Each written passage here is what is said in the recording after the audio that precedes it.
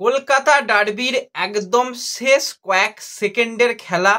প্রভাতের সঙ্গে অ্যালেক্সিস গোমেজের বেশ কিছুটা ঝামেলা, আর এখন দেবজিৎ মজুমদার একটা সেভ করেছে, আর একটা মিনিট মতন খেলা বাকি রয়েছে। তো ডার্বি ম্যাচের রেজাল্ট কার্যত এসে গেছে বলাই চলে। আজকে ইস্টবেঙ্গলের পারফরমেন্স ফার্স্ট হাফে খুবই ভালো, সেকেন্ড হাফে মোহামেডানকে বেশ কিছুটা সময় ইস্টবেঙ্গল খেলার জন্য অফার করেছিল, তারপর ইস্টবেঙ্গল গোল করেছে। আর যেই প্লেয়ারগুলোর কথা আমরা বারবার বলি যে একটু ইন্ডিয়ান প্লেয়ারদের উপর বিশ্বাস করা দরকার, আমাদের যা সমস্ত বিদেশি কোচ রয়েছে তো তাদের উপর ভরসা করলে তারা ভরসার দাম দেবে। বিদেশিদের খেলিয়ে আখেরে আমাদের ইন্ডিয়ান ফুটবলের জন্য খুব একটা উন্নতি হবে না। ইন্ডিয়ান প্লেয়ারদের যত বেশি সুযোগ দেওয়া হবে ততই কিন্তু আমাদের ইন্ডিয়ান ফুটবলের উন্নতি হবে। সেটা কিন্তু আজকে কিছু ইন্ডিয়ান প্লেয়ার প্রমাণ করলো। প্রথম আমি বলবো রবি, এখনো খেলা চলছে, রবি যেরকম ফর্মে রয়েছে, যেরকম রবি খেলছে, যদি গোল করে দেয় আমি প্রচণ্ড খুশি হব। যেই প্লেয়ারের কাছ থেকে আমি অন্তত পার্সোনালি গোল দেখতে চেয়েছিলাম সেটা হচ্ছে ডেভিড। ভাই গোলটা দেখেছো ডেভিডের? দারুণ ফিনিশিং, দারুণ finishing. Captain Saul Crespo go back slogan উঠেছিল, সাউল ক্রেসপো আজকে গোল করেছে। আজকে ডিমি বলতে গেলে অ্যাসিস্ট করেছে, মেসি অ্যাসিস্ট করেছে, মেসির অ্যাসিস্ট থেকে সাউল গোল করেছে, ভিষ্ণুর অ্যাসিস্ট করেছে, ভিষ্ণুর অ্যাসিস্ট থেকে মহেশ গোল পেয়েছে। তো ওভারঅল কিন্তু একটা হাড্ডাহাড্ডি খেলা কিন্তু আমরা দেখতে পেলাম।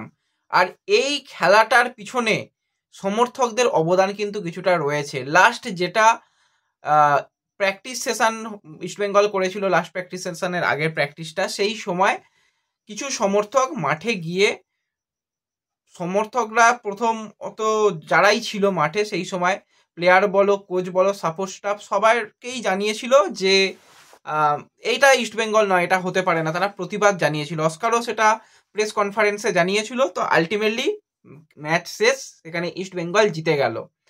তো এখান থেকে আরও অনেকগুলো ইস্টবেঙ্গল চান্স ক্রিয়েট করেছিল, সেগুলো থেকে গোল আসতে পারতো। একটা ক্ষেত্রে তো বলবো পদাম দারুণ সেভ করেছে, সেখান থেকে গোল আসতে পারতো। আজকে আনোয়ার আলী ভাই যে গোলটা মহেশ করলো, সেখানে আনোয়ারের কাছ থেকে অ্যাটাক শুরু হয়েছিল, আনোয়ার থেকে ভিষ্ণুর ভালো বল, সেখান থেকে মহেশের ফিনিশিং, আনোয়ার আলী ডিফেন্ডিং করেছে ভাই, দুটো গোল লাইন ক্লিয়ারেন্স করেছে। আনোয়ার আলীও মিস করেছে, দু একবার পায়ের মাঝখান দিয়ে বল চলে যাচ্ছিল, কিন্তু আনোয়ার এক কথায় আজকে ব্রিলিয়ান্ট খেলেছে। হেক্টরও ভুলভাল করেছে, কিন্তু শেষের দিকে যেটা রবির শট যেভাবে ব্লক করলো, সেখানে দেবজিৎ মজুমদারও কিন্তু হাঁটু দিয়ে বলটাকে সেভ করেছিল। তো সেই জায়গাতে কিন্তু হেক্টরও ভালো করেছে, রাকিব আস্তে আস্তে ছন্দে ফিরছে, রাকিব ভালো করেছে, নিশুও কিন্তু ভালো করেছে। লাস্ট ম্যাচে নিশুর জঘন্য পারফরমেন্স ছিল, নিশু ভালো করেছে। সৌভিক মাঝমাঠে থাকলে কতটা মাঝমাঠ ছন্দবদ্ধ থাকে সেটা আজকে আরও একবার প্রমাণ হয়েছে। আজকে রিচার্ড ছিল না, তারপরও কিন্তু যারা উইংয়ে খেলছিল তারা কিন্তু ভালো মানিয়ে নিয়েছে। এবং ডিমি আজকে বলতে গেলে এক প্রকারে অ্যাসিস্টই করেছে। ডিমির কাছ থেকে প্রভাত বল পায়, প্রভাত টোকা দেয়, বলটা টোকাও ঠিকঠাক পায় না, সেখান থেকে ডেভিড একদম যেভাবে ভলি করেছে। ডিমি কিন্তু আজকে গোলের খুব কাছাকাছি গিয়েছিল, কিন্তু গোল করতে পারেনি। কিন্তু এই যে গোলের খিদে থাকতে হবে, আজকে অনেকটা ডিমিকে দেখে ভালো লাগলো যে গোল করার একটা তাগিদ রয়েছে, সেটা কিন্তু খুব ভালো লেগেছে। এবং মেহরাজেরও প্রশংসা করতে হবে, যেভাবে রবিকে যে সময় ব্যবহার করেছে। রবি তো যেটা অ্যাসিস্ট করলো, ফ্র্যাঙ্কা তো একটা গোলখানা প্লেয়ার আমরা বলেই আসি। তো সেই জায়গায় মানে একটা দারুণ একদম ডিফেন্স চেরা পাস, সেখান থেকে কিন্তু ফ্র্যাঙ্কা বল পায়, সেখান থেকে ফ্র্যাঙ্কা ভালো ফিনিশিং করেছে, গ্রাউন্ডার রেখেছিল। গিল সেভ করতেও পারতো, খুব সম্ভবত আর একবার রিপ্লে দেখতে হবে, গিলের সেভ করার জায়গা ছিল। তো সেই জায়গা থেকে কিন্তু রবি ওটা একটা দারুণ ছিল। আরও একটা পাস ফ্যাঙ্কার উদ্দেশ্যে রেখেছিল, ফ্যাঙ্কা করতে পারেনি কিছু। আরও একটা ভালো পাস মানবীরের উদ্দেশ্যে রেখেছিল, মানবীর তো বলে ঠিকঠাক শট নিতেই পারেনি, নিজেই জড়িয়ে মরিয়ে পড়ে গেল। তো আরও একটা সামনের দিকে থ্রু বল রেখেছিল, সেখান থেকে নিজেও চেষ্টা করছিল। যেটা ভিষ্ণুর সঙ্গে একটা ডুয়েল হলো, সেখানে রবি ডুয়েলটা উইন করলো, ভিষ্ণুকে ইয়েলো কার্ড দেখানো হলো। সেখানে কিন্তু একটা ছোট্ট হাফ টার্ন কিন্তু আমরা খুব ভালো রবির কাছ থেকে দেখতে পেয়েছিলাম। কেন রবি সন্তোষ ট্রফির টপ গোল স্কোরার, সেটা কিন্তু রবি যেটুকু গেম টাইম পেয়েছে সেখানে প্রমাণ করেছে। কেন সিএফএল এ ডেভিড টপ গোল স্কোরার, যেটুকু টাইম ডেভিড পেয়েছে সেটুকুতে নিজেকে প্রমাণ করেছে।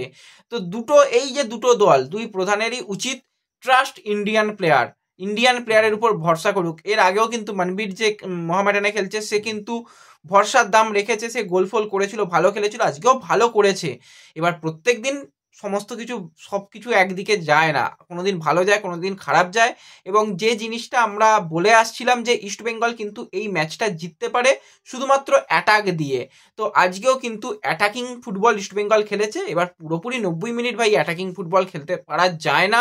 ওয়াইবিকেতে যেরকম মাঠ যেরকম পরিবেশ সেই জায়গায় খেলাটা কিন্তু বেশ কিছুটা কঠিন। তারপরও ইস্টবেঙ্গল ফার্স্ট হাফে তো অ্যাটাকিং ফুটবল, সেকেন্ড হাফের মোটামুটি সাউল গোল করার আগে পর্যন্ত কিছুটা ডিফেন্স করেছিল, সেই জায়গাতে তো মোহামেডান ফুল অ্যাটাকে এসেছিল। তারপর ইস্টবেঙ্গল শেষের দিকে 5-10 মিনিট কিন্তু আবার অ্যাটাকিং ফুটবল খেলেছে। মোটামুটি যদি 70 মিনিট পর্যন্ত ইস্টবেঙ্গল অ্যাটাকিং ফুটবল খেলতে পারে, যদি গোলগুলো তুলে নিতে পারে, তাহলে কিন্তু পজিটিভ কিছু যে হতে পারে সেটা কিন্তু বোঝা গেল।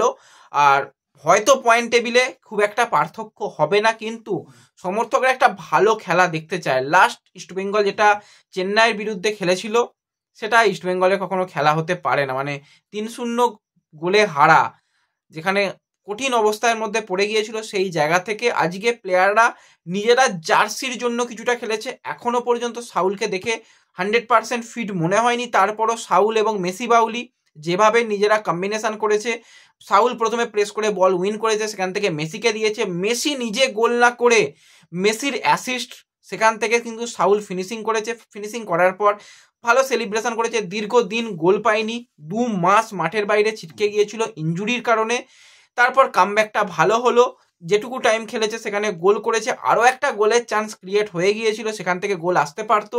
দুটো ক্ষেত্রে বলবো ইস্টবেঙ্গলের ব্যাট লাগ, দুটো কিন্তু গিয়ে ক্রসবারে লাগে।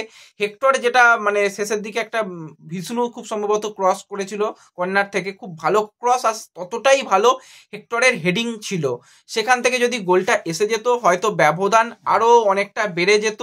তো যেগুলো হয়নি কিন্তু আজকে অনেকগুলোই পজিটিভ হয়েছে। তবু বলবো একটুখানি ইন্ডিয়ান প্লেয়ারদের উপর অস্কার যদি ভরসা রাখে অনেক ভালো হবে। মেসি দৌড়াচ্ছিল আজকে, মেসি ভালো খেলছিল আজকে, মেসি বাউলিকে যদি আরো কিছুক্ষণ রাখা যেত, যদি ডিমিকে তুলে নিয়ে যদি কিছু করা যেত, যেটা হলো সেটা যদি চেঞ্জটা একটু আলাদা হতো, মেসি প্লাস ডেভিড যদি হতো ভালো হতো, কিন্তু যেটা হয়ে গেছে। তবু বলবো যে ডিমিকে ছন্দে ফেরানোর জন্য গেম টাইম দিতে হবে, কিন্তু তার সাথে সাথে ইন্ডিয়ান প্লেয়ারদের দিকেও কিন্তু ভরসা রাখতে হবে, তারাও কিন্তু ভালো কিছু করতে পারে। সেটা কিন্তু আজকে রবি এবং অপরদিকে ডেভিড তারা কিন্তু চোখে আঙুল দিয়ে দেখিয়ে দিয়েছে। দুটো প্লেয়ারই কিন্তু বলতে গেলে ম্যান অফ দ্য ম্যাচ, দুজনই নেমে গোল করেছে। আমি তো বলবো রবি তো একদম ফাটিয়ে খেলেছে। তো ওভারঅল আমার তো দারুণ একটা উপভোগ্য ম্যাচ লেগেছে, এবং অবশ্যই মেহেরাজউদ্দিনেরও প্রশংসা করব, যেভাবে তারা ডিফেন্সকে কম্প্যাক্ট রাখার চেষ্টা করেছিল। ফ্লোরেন্ট সে কিন্তু অনেকটা ভালো করেছে। এবার গোল তো ভুল হলেই তবে গোল হয়, হাফ চান্স থেকে গোল হয়, তবুও বলবো ভালো কিন্তু করেছে মোহামেডান আজকের ম্যাচে। অন্তত মোহামেডান সমর্থকরা খুশি হবে, দলটা অ্যাটাক করেছে, দলটা ডিফেন্স করেছে, খেলায় হারজিত থাকেই, সেটা মেনে নিতে হবে। ওভারঅল টিম পারফরমেন্স অনুযায়ী দুটো দলের খেলা তোমাদের কিরকম লেগেছে কমেন্টে জানিও, আর ভিডিও ভালো লাগলে লাইক শেয়ার করে দিও। দেখা হবে পরবর্তী ভিডিওতে, ধন্যবাদ।